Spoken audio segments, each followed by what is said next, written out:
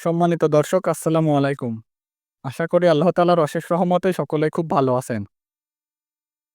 আমার আজকের এই ভিডিওতে আমি আপনাদেরকে জানানোর চেষ্টা করব যে কৃষিকাজ করে আসলে জীবিকা নির্বাহ করা সম্ভব কিনা। আমার আজকের এই ভিডিওটি তৈরি করার উদ্দেশ্য হলো অনেকে কৃষিকাজকে এতটাই নিম্নমানের পেশা মনে করেন যে তারা ভাবেন যে এটা করে কখনোই জীবিকা নির্বাহ করা সম্ভব না। আর যারা এমনটা ভাবেন তাদেরকে আমি প্রশ্ন করতে চাই যে ভাই আপনাদের বাপ-দাদারা কি কোনোদিনই কৃষিকাজ করেনি?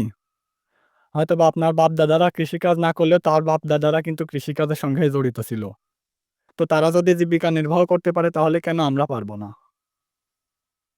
কেননা কৃষিকাজে যে পূর্ণ স্বাধীনতা রয়েছে সেটা কিন্তু পৃথিবীর অন্য কোনো পেশাতে নেই। যেমন ধরুন গত ২-৩ দিন ধরে আমার শরীর কিছুটা অসুস্থ যে কারণে আমি প্রায় সারাদিনই শুয়ে থাকছি। আর মাঝে, মাঝে কিছুটা করে কাজ করছি। তো এখন ভাবুন যে কৃষিকাজ না হয়ে যদি আমি অন্য কোনো চাকরির সঙ্গে নিযুক্ত থাকতাম তাহলে কিন্তু আমি ৩-৪ দিন শুয়ে বসে কাটাতে পারতাম না। আপনারা হয়তো অনেকেই ভাবেন যে কৃষিকাজ করে এখানে কোনোভাবেই জীবিকা নির্বাহ করা সম্ভব না। এজন্য আপনারা লক্ষ, লক্ষ টাকা অন্য জায়গায় ইনভেস্ট করে সেটাকে পেশা হিসেবে নেওয়ার চেষ্টা করেন। কিন্তু কখনো এটা ভেবে দেখেছেন যে কৃষিকাজের পেছনেও যদি আপনারা টাকা ইনভেস্ট করেন তাহলে এখান থেকেও কিন্তু প্রফিট পাওয়া সম্ভব। যেমন ধরুন একটা ভালো চাকরির কথাই বলি। একটা ভালো চাকরি পেতে হলে কিন্তু বছরের পর বছর ধরে পড়াশোনা করা লাগে এবং পড়াশোনা শেষ হলে তারপরে গিয়ে একটা ভালো চাকরির আশা করতে পারেন। আর তাছাড়াও যদি বিদেশ যাওয়ার কথা বলি তাহলে কিন্তু আপনাদের পাসপোর্ট করা থেকে শুরু করে বিদেশ যাওয়া পর্যন্ত কিন্তু অনেক দিন অপেক্ষা করতে হয়।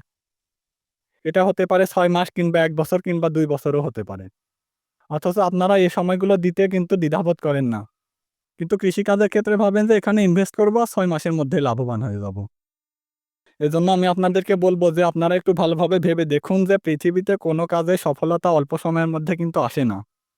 সেটা যেকোনো পেশায় হোক না কেন, সেখানে আপনাকে সময় দিতেই হবে। এজন্য আমি আপনাদেরকে বলব যে যারা কৃষিকাজের সঙ্গে জড়িত আছেন তারা ধৈর্য সহকারে কৃষিকাজ করে যান।